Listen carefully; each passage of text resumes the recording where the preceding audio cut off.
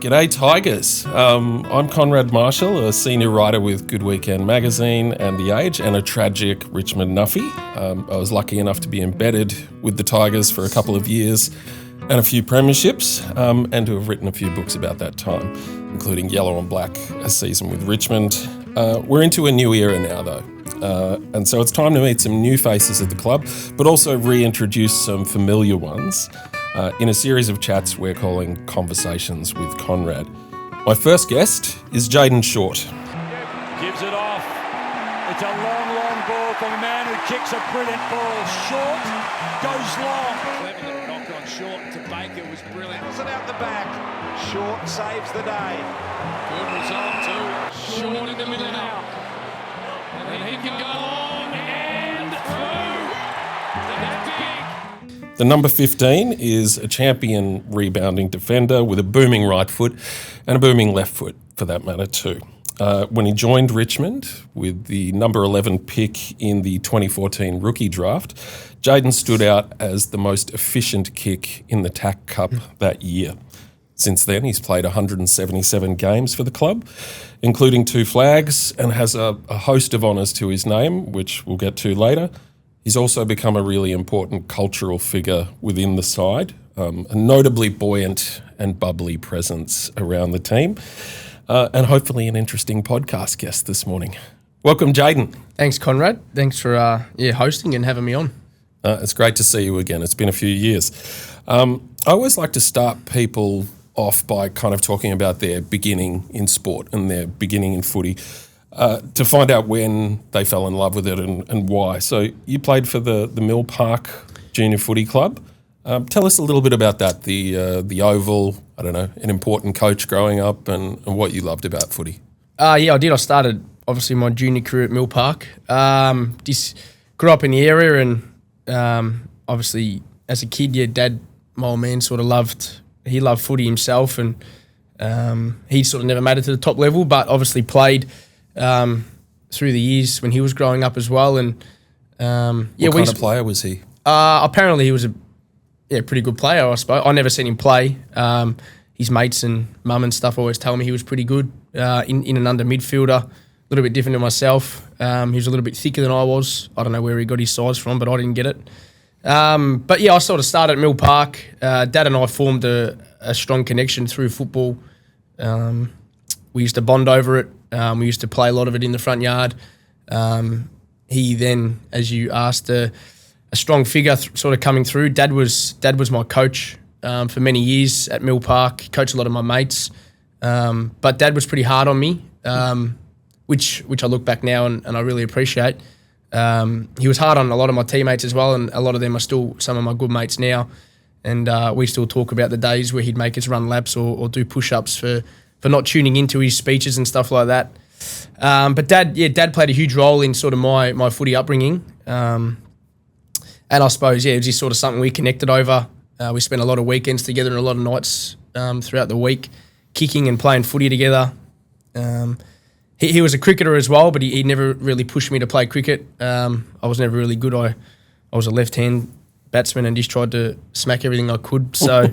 Bit of a slogger. Yeah, footy was sort of always something we connected over and, sort of grateful for the lessons he taught me and I suppose how hard he was on me, teach me those lessons at an early age. What did you like about the game itself? I mean, some kids get out there on the field and they can't wait to bury someone in a tackle. Some people can't wait to kick the goal, take the high mark. Like, what did you get out of it? I suppose just the connection you'd have with your mates. We had a pretty good team growing up. And winning is obviously a lot funner. We won a lot of games and won a lot of footy together. But just seeing my mates have fun as well and being a part of that was sort of something that drove me. A lot of my schoolmates, a lot of my mates that I'm still best mates with now, I played juniors with. And, just the connections you have through footy and the stories you can tell and, the games you can speak about. We still speak about games nowadays from when we were kids. But... just being out there with your mates and running around in the fresh air and you don't really need to think about too much. You're just pretty free out there and get to do what you love. And I was sort of lucky enough that I made the AFL, but even if I didn't, I'd still think it's the best job in the world. Yeah. just playing local footy, I suppose. I can imagine. Well, you were a Carlton fan growing up, which I'm going to let slide. I shouldn't. Maybe you could take us into what it was like to roll the Blues in round one, to come back from that far back and get over the top of them in front of a big crowd. Yeah, I was a Carlton fan. I was never a massive fan of obviously AFL football like itself. I always more, it was about my footy in Mill Park, to be honest, growing up. I think I went to one Carlton game as a kid. Yep. Dad was more, probably driven by how we're going at Mill Park and how I was going. So I did love the footy. I loved, I named my dog Cooter back in the day. But I mean, it wasn't a very hard change when I got drafted to Richmond. And then, back to obviously beating him in round one. I mean, you want to win every week, but I suppose last year was a pretty tough year in obviously our outcome-based sport. And never really know how you're going. People ask you throughout the off-season how you're going and how you're going to go this year, and you don't really know throughout the pre-season how you're going to go until you actually start playing opposition teams. And I thought we had a good pre-season. We had some great young talent come in, and I've been very impressed by the guys we brought in and just their character mainly. But the way sort of they trained throughout the pre-season and the buy-in from the whole group. The way Ooze was coaching and our other coaches were coaching, we had a great pre-season, to be honest. And then, obviously round one comes and you don't really know how you're going to go, and it's going to be a good test. But to get the win and to be able to, I suppose, show the young guys that came in and the guys obviously who played last year that didn't get many wins, like the feeling of a win, and just how exciting it is and what a difference it is compared to losing. So the young guys have got that feeling now where they want to keep striving for it, and I had that for many years back in the day, where it was just like when you did lose, it's like shit. I want to get that feeling back of winning and winning together and being able to celebrate with my teammates. And obviously on the weekend against Port, it went the other way, but I'm grateful we had the win and the loss, I suppose, because it sort of puts into perspective. What a win can do for the group and how energising it was throughout the week. But I'm hoping, sort of these young guys can start thriving off the feeling of winning, and hopefully it turns soon and we can have a lot more of them. Yeah, it'd be hugely important, I would think, to those young guys to experience what it's like to not just win, but to win round one, big crowd, to feel what it's like to be a Richmond player on the turf when you win those cracking games. Yeah, I mean, the crowd's amazing. Like, I think back to my first game and I don't remember the whole game, it was just... Played against Collingwood? Against Collingwood, and I think they had a bigger crowd in round one for all those young fellas that come in, and just to be able to experience that, but then see them step up, they just had their moments and they thrived in their situation, and I think this speaks of the quality of the blokes we got. Absolutely. Another thing that I always like to ask athletes or footy players, or something that strikes me about them, is whether you're a superstar in the AFL or a role player or somebody who's on the fringe, all of these guys that are on the teams were probably like the dead set gun in their junior teams. When did it get sort of serious for you as a junior? When did you start playing rep footy and sense that there might be something more than just kind of playing local footy for you? I suppose I always prided myself on trying to be the best. And that was due to wanting to win, I suppose, and wanting to challenge myself and wanted to get better. But probably when I was, around the 15, 16 years old, you started to make sort of the representative teams and stuff like that. But I wasn't a massive kid. I was, I got drafted at 68 kilos and, guys are getting drafted at 90 kilos nowadays, midfielders and stuff like that. So I had to have something different, I suppose, because I wasn't that big-bodied guy and short little 177 centimetre, 68 kilo, sort of midfielder, winger when I was drafted, half forward, I suppose, and then come in and you sort of got to have something, I suppose, that sets you apart. So I did pride myself on my ball use and stuff, but there was something I always worked on, but it probably was around the 15, 16 years old where I sort of started to think that, if I give this a good crack, I could be a chance. What was that step up like when you start playing? Is it just for the Northern Knights and you're kind of surrounded by nothing but other dead set Jets? Yeah, well, that's sort of the thing, like you come through the junior years, and for my local team, like I tried to be the best player I could be, and I probably was that. But then you sort of get to the Northern Knights, and there's guys there that have been that for their teams as well. So it's sort of another step up that you got to sort of try and grow again. Who are you running around with? Like who would have been in your Northern Knights team? Like my bottom age year, I had like Bontempelli, Ben Lennon, they were drafted. And then in my year, I had Kyle Langford. I got drafted with obviously Jason Castagna and Reece McKenzie. Mm-hmm. Sam Switkowski's now at Fremantle. He got drafted as a mature ager, but he was running around. And we had a decent team, but there was obviously another step up that I had to make. From my local club coming into the Northern Knights, and I just tried to be the best person I could be, I suppose, and the best player, and it sort of held me in good stead, and I was lucky enough that Richmond gave me a crack. Awesome.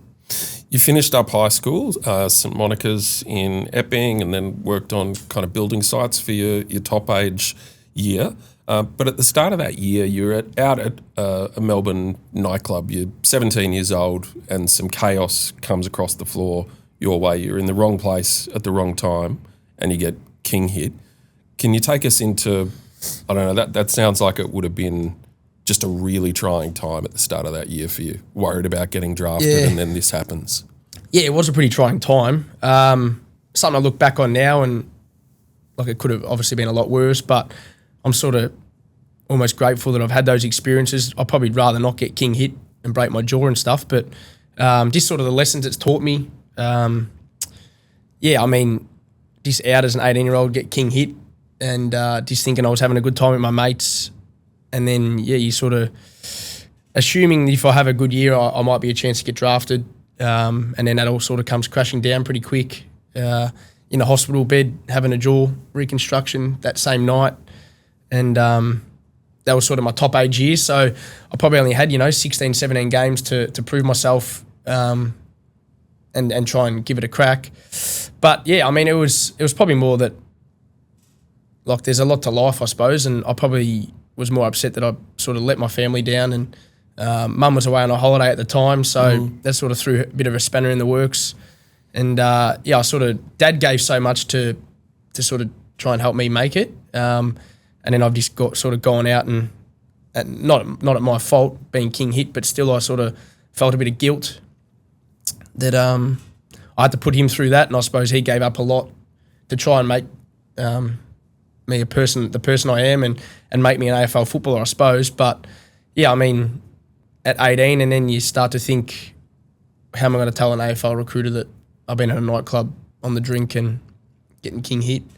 It's sort of not a great look. So that was another challenge in itself. But I just told the truth, and it was what it was, and I couldn't really change what had happened. But I sort of missed the first, 6 or 8 games of my top age year, which sort of set me back a bit.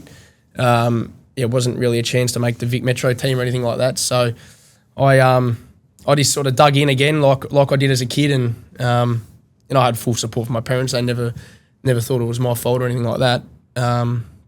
Richard Taylor, the recruiter at the time that had a lot to do with you, I think he said in the past that, you can tell when kids are fudging the truth or not saying what they need to say, and he could tell right away that you were genuine, and I think that went probably a long way.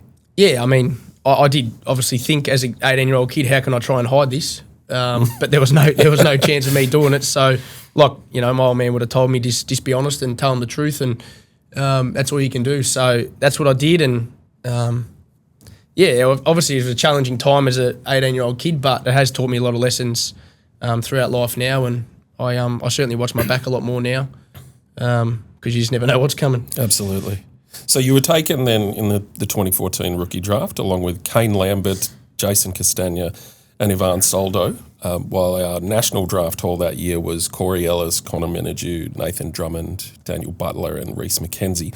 What's interesting to me about those two groups is that the rookies seem to be the ones that have gone on and had the stronger careers as a group. Now, you lived with Kane Lambert early, is that right? Yeah, it did, yeah. You must have learned some great habits off him in terms of work rate and Yeah. that rookie desperation to strive and survive. Yeah, definitely. I mean, like I speak about my dad a lot. I've mentioned many times the impact Kane sort of had on my life. I was an 18-year-old kid, like I've said, and you just sort of you don't really know what life is really. I was drafted. He was sort of 23 when he was drafted, and he had to really bust his ass to get a gig at Richmond. He spent 5 or 6 years, probably even longer, in the VFL system, dominating, and then not really getting a chance. But as a 23-year-old kid, he took me in and he taught me a lot of life lessons. And he's one of my best mates and someone I really respect. Not only for his footy, to be honest, probably more outside of footy, just the person he is. But he certainly taught me hard work and dedication and striving for something that you really want and putting in the work. He made the most of every sort of opportunity he had. He left no stone unturned, and he played with a bit of a bung hip for probably 5 years. And wow. I truly believe if his hip was good, he'd probably still be playing. But he just taught me to be a better person, I suppose. And I just wanted to be Kane Lambert. Yeah. Growing up, and I mean, I had my dad as a role model, and then you sort of meet a guy like him, and just the way he lived his life, his morals, and just his humility, I suppose, was he just sort of someone I strove to be, and I sort of wanted to make him proud, in a way, because he sort of gave so much to try and make me a better person. But he's an amazing man. Yeah. What was the adjustment like for you? I mean, I imagine some guys take to the AFL system, duck to water. Others struggle with it. Maybe they have difficulty with the full-time schedule. Maybe they have tough time figuring out the tactics and all of the meetings. Was there any part that you had trouble with? Probably coming through, as a kid, when you make AFL, you're probably, one of the better players as a kid, like we've mentioned before, and I didn't really have to work that hard, I suppose, and I was just sort of lucky that, I was pretty gifted at a young age, and then sort of, I was a rookie pick, so in the end I wasn't actually that gifted. We had blokes, there's probably 100 draft picks, and I was 11th in the rookie draft, so you say 110th pick that year. So I obviously wasn't as gifted as I probably thought, but I mean, I was just willing to work, I suppose, and I didn't really know that at the start. I didn't really know how to work hard. Like I said, I thought I had talent, and that was enough to get me through. But it wasn't really until I met Kane, and he was probably the hardest worker, from the day he got to the club. And I was lucky enough to obviously be drafted with him, so I had a strong connection through that. And then just to sort of watch him go about the way he trains and the way he prepares, even his diet, the way he recovered. And you can sort of come in and just assume that I was good enough, I'll be good enough here. But I truly believe, the harder you work, the luckier you get, and he told me that from day dot.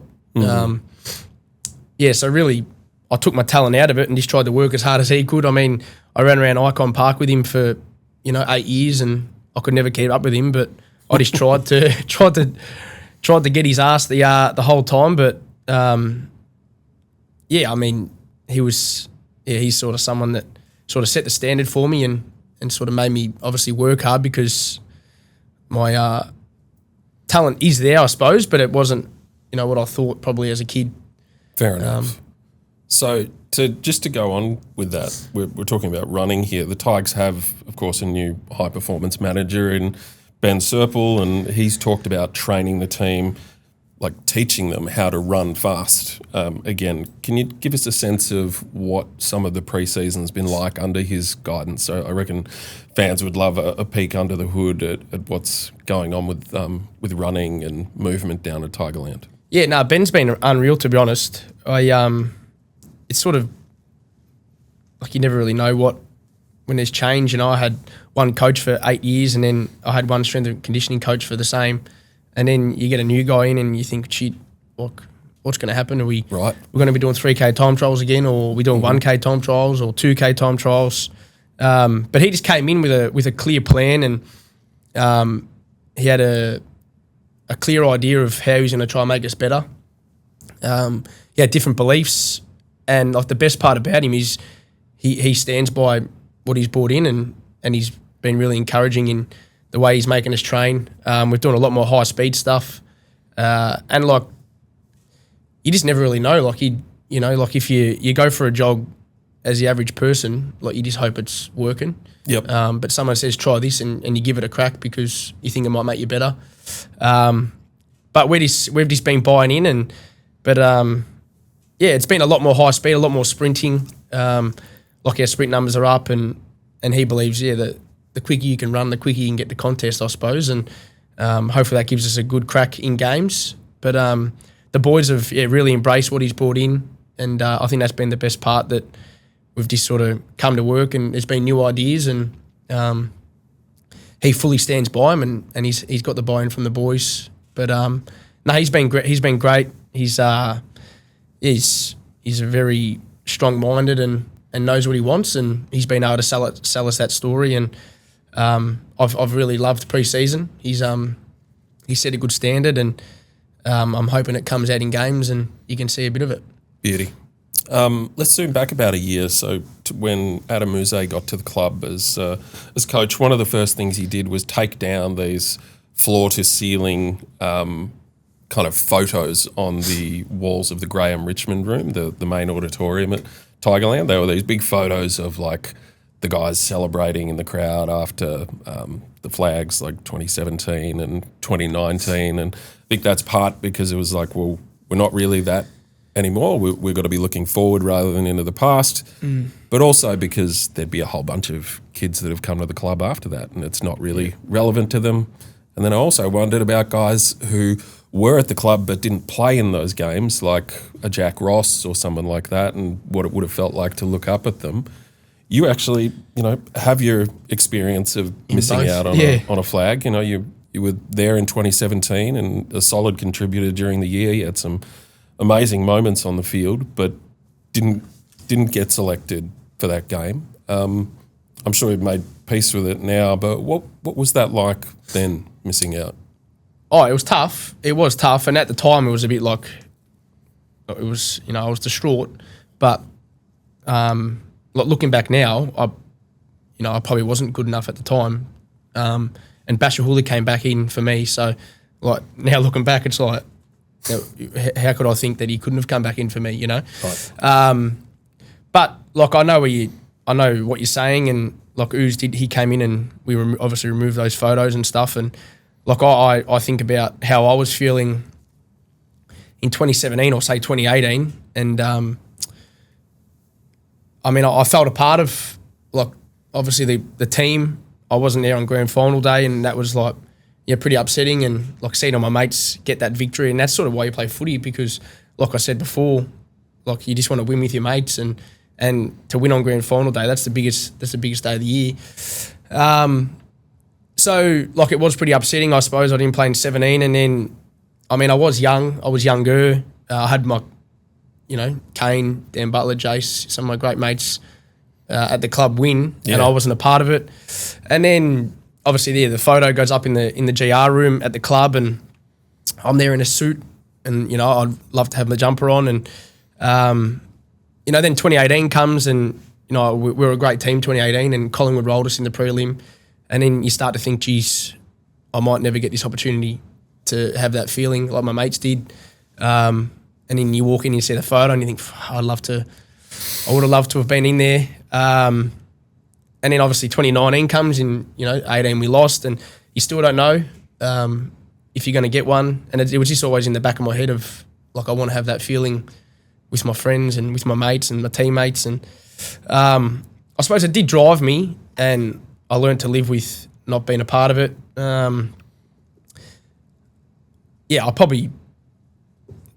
If I didn't get one in 19, I'd probably be distraught a lot more. Yes.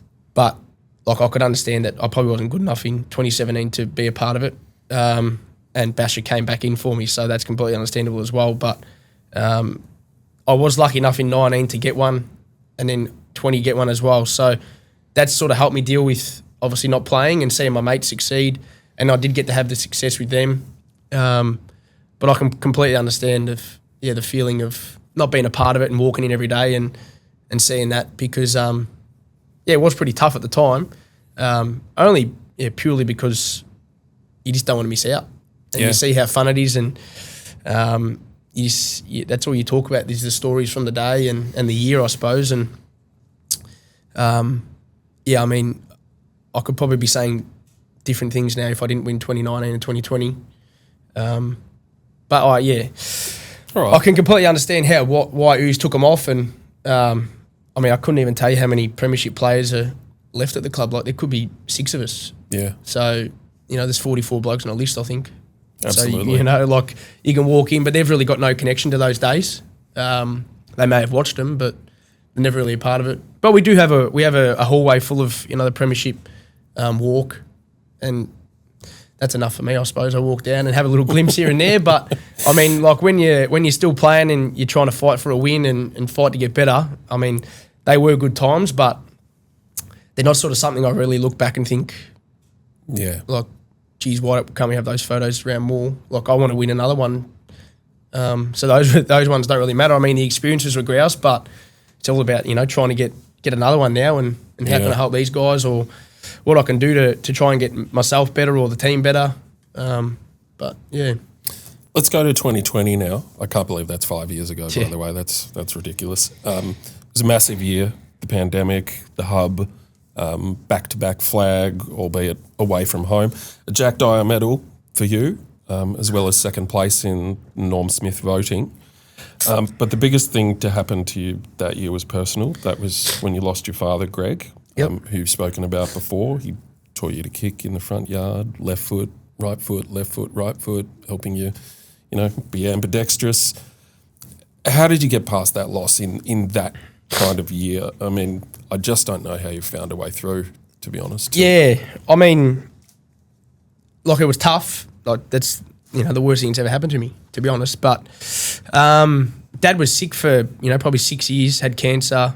And when someone sort of got cancer, you're just sort of preparing yourself for the worst all the time. So I probably spent 6 years just preparing myself for the day Dad died, really. And I look back now and I'm grateful for the time. Like, obviously Dad was sick and it was like the worst thing ever, seeing him go through that. But just grateful for the time that I got to spend with him. And then like he seen me win in 2019, and it was like, how good's that? But 2020 was like terrible. Obviously not for just myself, but like the whole world. There was a COVID pandemic, and like I lost Dad 31st of December 2019, and that's New Year's Eve, and even just the thought of that, of like New Year's Eve,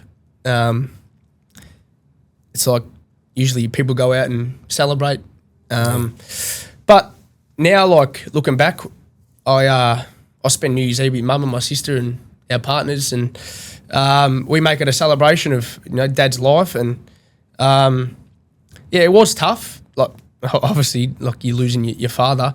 But I like to think I made him proud, and like, everything he gave to me growing up, like, I made sure he was a part of it, and I'd call him every day, and he'd break me balls about how training was, and ask me, what drills I did. And Dad, I can't explain every drill to you, but we did this. Or he would tell me more, and it's like, you think back and you think, I wish I gave him a bit more or something like that. But I got no regrets of anything to do with Dad. Like, he was my best mate, and yeah, like I said, I got to spend 6 years, I suppose, preparing yourself. Like, Dad didn't just drop off one day and that was it. I got to say goodbye to him, but it's still never easy, like, losing your dad. And then, like, 2020 comes and I moved to Queensland to play footy. How did you stay up? Because, I mean, you're a famously bubbly personality at the club. I'm wondering, what were you like that? Did you just sort of find a way to flick a switch and get through it? Or did you, give yourself permission to feel down and sad throughout that year? Yeah, to be honest, like, I think about 2020 and, like, lost Dad 31st of December. The year starts terrible. I came to work, but like I truly believe I've got the best job in the world. Like I can come to work, I've got 44 guys there that are trying to get better, trying to have a laugh, and they're just your best mates. So like I think about my mum, she had to go to work and she's sort of in an office and she's got to deal with that, and my sister the same thing. But I could come to work and there's 44 guys there that are there to support me, there to make me better, there to be someone to talk to. So I actually count myself very lucky that I could go to work and do what I do. It may have been a different story if I was on the trade site, Sure. using a nail gun and just sort of in my own thoughts. But I count myself lucky that I get to do it as a job. And just when I went to obviously the hub, I never really, to be honest, like I was thinking about everything that happened, and I just sort of turned my attention to sort of my mum and my sister. They were sort of at home and obviously dealing with the loss of dad. So I made sure I called them every day and multiple times, to be honest, and I still do, just to make sure they're all right, because I knew that I could wake up and go downstairs and, we had a barista, we had a full-time chef, and I had all my mates there to lean on. So, like 2020, I look back and obviously lost dad, but I seriously think it was probably the best year I've ever had. Just the way it all panned out. Look, if we had a loss the grand final, maybe a different story, but the way the year sort of panned out, the connections I formed, just the stories we have, the times we got to live together, and just be around my mates in a time where I probably, I needed a lot of people. Yes. Because it probably could have gone either way. And footy's good like that, right? It wraps its arm around you when you need it. Yeah, and 100%. Like I'm very grateful for the time everyone put into me, and I hope everyone's, because I gave a lot as well. I never sort of let it keep me down, and I just sort of wanted to make Dad proud, I suppose. That year he wasn't here, but I knew what he would have wanted, and that was for me to be playing footy and enjoying time with my mates. He wouldn't have wanted me to be down in the dumps and sooking. Yeah. But I certainly had some times where I'd cry and obviously take a minute to myself. But I always knew when I went downstairs at the hub that there'd be someone to talk to, and someone to wrap an arm around me. They're gun creative defenders. Gets a bit of momentum in. Launches from 54. A massive kick by Short. Richmond have kicked 4 in a row. High ball forward, Short. Great focus on the ball. Short gets away from Hunter. Handball to Martin. Let's talk about your game personally. When you're at your best, you're running hard, you're kicking long. So I kind of have to guess that almost more than anyone else, you would have missed Tom Lynch out there on the field the last couple of years, because he's that big beacon down the line. If you're streaming out of halfback, you've got this target. Can you tell us a little bit about your role and strengths, and I guess how important the big fella is out on the field? Oh, it's massive. Like, I just think back to the Carlton game, like just having him out there, just the role he plays for us, and I thoroughly missed him. I think we all have, to be honest, like not only the Richmond fans, but us as players, like just having a guy out there that every week and every contest he's going to throw his body at it. I thoroughly missed him, and I suppose part of my game is to obviously get the ball through half back and try and create opportunities to score for us going forward. And he was so reliable for so many years for me that I could kick him the ball and I just knew he was going to get the job done. So when you sort of you miss a guy like that for the years that we did, obviously it was close to 2 years, and to see him sort of go through what he went through, and he's one of those guys that just wants to play every week and win for the team and put his body on the line. So to see him sort of deal with that, but to not have him out there, to be able to, I suppose, run off half back and be able to kick too, was definitely tough. But like I just think back to the Carlton game, obviously he missed Port Adelaide game on the weekend, just his presence and just the confidence he gives guys around him to be able to play to their strengths, and just be able to obviously use him but lean on him. I suppose got a lot of young key forwards at the moment, and just seeing the work he does with them throughout the week, like it's amazing that the work he does throughout the week, but then to have him next to him on game day would just be another level. But he's certainly someone like I need out there, to be honest, to help my game.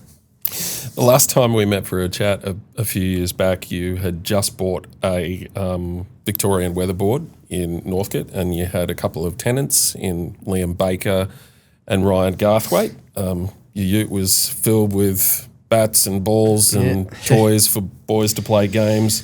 Now you're a married man. Congratulations. Thank you. Thanks, Konrad.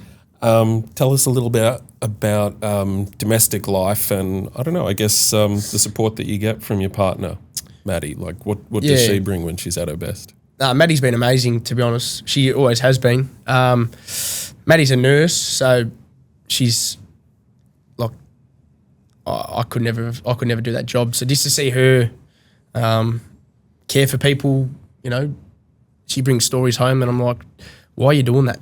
Like, why are you doing that for random people, you know? But just the care she has and the support she's brought me, she has such a positive impact on my life. Like, she's never flat like myself, which I'm very grateful for. You sort of take for granted the energy she brings when we're at home, and the way she sort of invigorates me and gives me confidence to be myself, I suppose. She sort of matches my energy and helps me be who I am. We're actually doing a house renovation at the moment as well, so that's been pretty challenging as well, and obviously got married in January, so we've sort of done all life's stuff in obviously a year. But she's been amazing. She's been a great support. She was there through the good times, the bad times, and I'm very lucky to have her. She's a great person, and she's amazing. She must be able to take care of the carpet burn on the shin there. Yeah, I know. She doesn't really like coming home and being a nurse, to be honest, and I don't really want her to either, because her work's pretty challenging in itself. And then I just think about my day compared to hers, and makes me appreciate sort of what I do as well. Just listening to the stories she brings home are obviously a lot tougher than the stories I bring home. Someone puts deep heat in my jocks compared to she's trying to save someone's life. But she's been grouse. Awesome. You're 29 now, so a senior figure within the team. People I spoke to who know you well, guys like Shane McCurry, Jack Revolt, always describe you as a connector, as somebody who's important to sort of being that glue for the group. And we've got a really young list. What do you how do you bring that connection to those young guys? How do you get them involved so that they don't feel the gap between draftee and senior player? I just love talking to people. Like, I don't care who you are. Like, I just want to know about you. I want to know about your story. I suppose I just love people, and I love talking shit, I suppose, and that's sort of what I do with them. I'm no better than them. I'm just a guy like they are, and they're just trying to find their way. I've been where they've been, and they've all got interesting stories, and I just want to know about them. I've been spending a lot of time with Tom Brown and Jasper Alger at the moment, and just to be able to switch off, I suppose, and talk about things that what are you doing on the weekend, or how's things at home, and I just want everyone to be comfortable. I want everyone to come to work and have a great day. And I'm so grateful that I can do it for a job and love it so much that I want them to have the same feeling. Yeah. And I suppose just be myself and let them be themselves. I'll never discriminate blokes for being themselves, I suppose. And I love hearing their stories and sort of why they are who they are, and what they like getting up to, and it sort of helps. I don't know. I love talking crap, really, and everyone's got a story, and I'm willing to listen, and then it sort of makes them listen to my shit too. So that sort of helps. But do they give you a little bit going forward? I feel like I heard a podcast recently. You were chatting with Heath Shaw and Daisy Thomas, and Heater was saying that when he was the older halfback at GWS and he was surrounded by young guys, that he started playing some of the best footy of his career because he was kind of sharpening the axe, helping them get better, and it rubbed off on him. Do you get a lot back from these young guys as well? Yeah, I get heaps. Like I say every day, you know, like I try to hang out with them as much as I can so it can keep me young. I reckon, like if I was to hang out with like older people all the time, I'd just sort of start to feel old. But like I still feel 18. Yeah. Like, the conversations I have, like I don't know if I'm immature but I can connect with 18-year-olds just as well as anyone else. And like they're obviously going through different things than I am. I just got married, and you know I'm 29, but yeah, I like really enjoy hanging out with them, and they make me feel young. Like I don't feel old one bit. Like when I say my age, I'm like, how am I actually that old? But yeah, there's like I'd like to say that, you know, if they came on the podcast, they'd say that it's like talking to an 18-year-old as well. But I sort of know when to switch on and off and have a laugh and be serious. But yeah, I just love that I can connect with them and still feel young, I suppose, at work. Beauty. One last one. So going forward, let's kind of finish in the now and what fans should expect on the field this year. I don't want to get you in trouble for revealing the game plan or anything like that, but I reckon fans would love to know what Richmond wants to stand for in the playing sense right now, whether is it frenetic pressure, is it composure with the footy, is it being contested beasts? You're not allowed to say all of the above. Yeah. You got to. No, what's the emphasis down there? I thought about this question, and I suppose if you put vision of what our small forwards did against Carlton, probably in the second half, the pressure we put the opposition under, and then just being able to keep the ball in our forward line as long as we can. That's sort of what we want to strive to be. I think about Seth doing cartwheels after his goal. I mean, in the moment, that was unbelievable. But just the work, sort of him, Mansell, Steely Green did prior to that, like the pressure they put the opposition under to sort of create a front half turnover is sort of what we want to pride ourselves on. And then, I mean, just having fun, probably a little bit of composure out of the back half, trying not to get scored against as much. But then from there, yeah, just encouraging guys to be themselves. Like I think about Ryan Mansell and those small forwards, just the work they did against Carlton. Like if there was vision you could show on this podcast, just the last half of them playing their role, and then this looks so much fun. Like it sort of felt like the old days, that last half against Carlton, and that's sort of the feeling you're always chasing is the energy those sort of small forwards bring. It was amazing, and I think we want to stand by that. I suppose is putting teams under as much pressure as we can, create forward half turnovers, and try and score as many goals as we can. Without getting scored against, I suppose. Beauty. Well, look, it was amazing to watch in the stands. It was great to see all of that pressure. It was great to see you out there streaming out of the back half again. We look forward to watching it all year long. Thanks for coming in, Jaden. Thanks for having me, Konrad. Cheers. Go Tigers. Thank you.